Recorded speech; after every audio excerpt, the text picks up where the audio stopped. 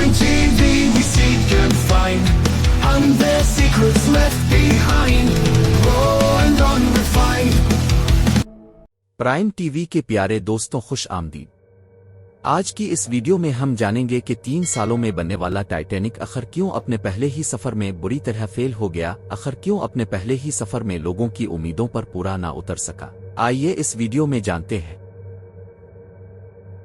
बात है 13 मार्च 1909 की, जब एक समुद्री जहाज बनाने वाली कंपनी जिसका नाम व्हाइट स्टार लाइन था, इस कंपनी ने दुनिया के 3 बड़े खूबसूरत और शानदार समुद्री जहाज तैयार किए, जिसमें से सबसे पहले का नाम आरएमएस टाइटैनिक, दूसरे का आरएमएस ब्राटैंक और तीसरे का आरएमएस ओलंपिक था। ये तीनों जहाज इस टाइम के सबसे बड़े और मजबूत जहाज थे, लेकिन उनमें से आरएमएस टाइटैनिक ज्यादा लग्जरियस और फीचर्स से भरपूर था, जिसके बारे में आज हम बात करने वाले हैं।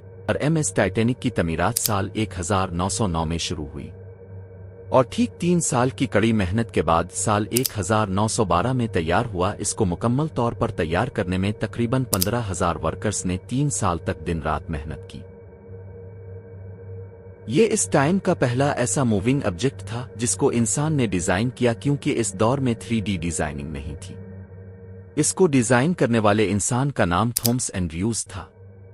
आरएमएस टाइटैनिक किसी एक शहर से कम नहीं था, क्योंकि इसके अंदर वो तमाम सहूलियात और चीजें मौजूद थीं जो एक शहर में होती हैं। मिसाल के तौर पर यहाँ पर जिम से लेकर कैफेटेरिया से लेकर टर्किश बाथ और प्राइवेट स्विमिंग पूल भी था। इस बात से आप अंदाजा लगा सकते हैं टाइटैनिक कितना बड़ा था।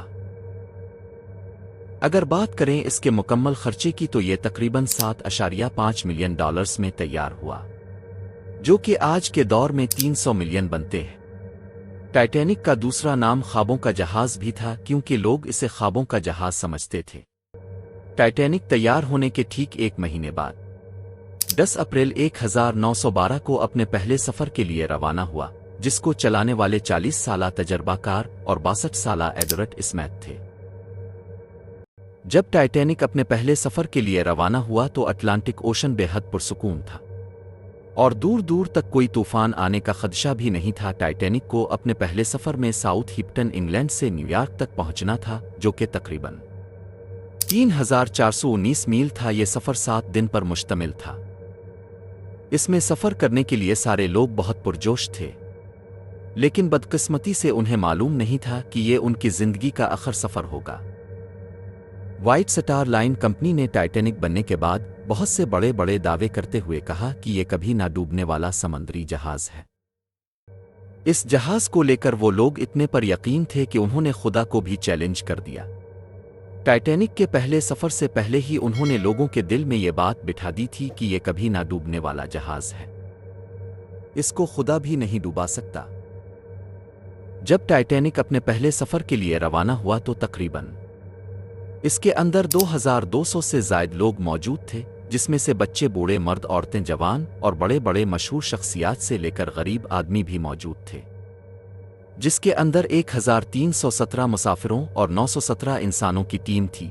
इसकी टिकट 3 हिस्सों में तकसीम की गई थी, फर्स्ट क्लास, सेकंड क्लास और थर्ड क्लास, जिसमें फर्स्ट क्लास की टिकट की रकम $150 थी और सेकंड और थर्ड क्लास की टिकट $30 की थी।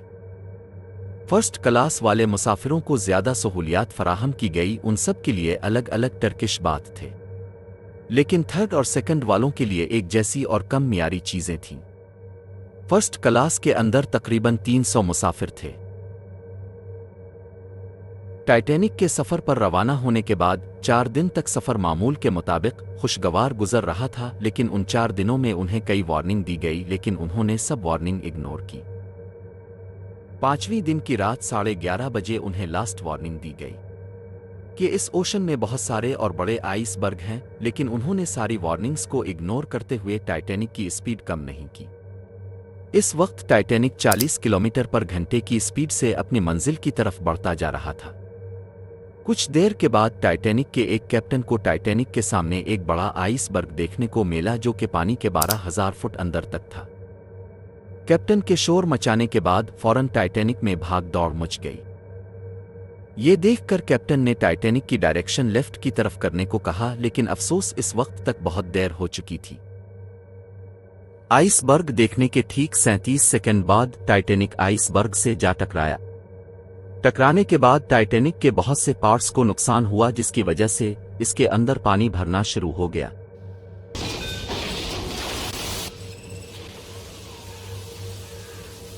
लेकिन इस वक्त टाइटैनिक के अंदर बैठे मुसाफिरों को लग रहा था कि वो बच जाएंगे, क्योंकि इस वक्त टाइटैनिक में बहुत सारे फीचर्स मौजूद थे जो कि टाइटैनिक को डूबने से बचा सकते थे। लेकिन यह मुमकिन ना हो सका, क्योंकि टाइटैनिक जिस आइसबर्ग से टकराया था वो 100 फुट तक लंबा था। कुछ देर बाद ही टाइटैनिक डूबना शुरू हो गया था। इस वक्त लोगों में भाग दौड़ शुरू हो गई थी, क्योंकि उनके कमरों में पानी आ चुका था और कुछ लोग अपनी जान बचाने की कोशिश कर रहे थे तो कुछ लोग दूसरों की जान बचाने की। ज्यादा परेशानी यहां हुई जब उन्होंने लोगों को लाइफ बोर्ड के जरिए टाइटैनिक से उतारना शुरू किया, क्योंकि जहां आम जहाज में 60 से 70 लाइफ बोर्ड होती है, वहां टाइटैनिक में सिर्फ 20 लाइफ बोर्ड थीं, क्योंकि वो कहते थे कि ये कभी ना डूबने वाला जहाज है और वो ये भी समझते थे कि टाइटैनिक पर ज्यादा लाइफ बोर्ड इंस्टॉल करना इसकी खूबसूरती को कम कर सकता है। इसलिए उन्होंने इस पर सिर्फ 20 लाइफ बोर्ड इंस्टॉल की, जहां टाइटैनिक पर 200 से ज्यादा लोग सवार थे। ये देखकर इस जगह पर काफी रश हो गया था, जिस पर काबू पाना काफी मुश्किल था। टाइटैनिक के अंदर बहुत से कमजोर दिल लोग भी मौजूद थे जो टाइटैनिक के डूबने से पहले ही हार्ट अटैक से मर चुके थे, क्योंकि वो मंजर काफी भयानक और खौफनाक था। जहां एक जगह लोग टाइटैनिक पर मर रहे थे, वहां दूसरी तरफ टाइटैनिक पर 30 से ज्यादा लोगों का इंजीनियरिंग स्टाफ मौजूद था जो टाइटैनिक के इंजन को चलाने की कोशिश कर रहा था। लेकिन बदकिस्मती से वो सारे लोग भी वहीं मारे गए। टाइटैनिक की पहली बोट भेजी गई तो इसमें सिर्फ 28 लोग सवार थे, जबकि इसके अंदर 65 लोगों की बैठने की जगह थी, क्योंकि इस वक्त भी लोगों को लग रहा था कि टाइटैनिक अब भी बच सकता है। अफसोस ऐसा ना हो सका, क्योंकि सिर्फ 20 बोट के जरिए 1300 लोगों की जान बचाई जा सकती थी। लेकिन इनमें से 700 लोगों की जान बचाई और 1500 लोग वही मारे गए, जिसमें से 337 लोगों की लाशें भी नहीं मिली।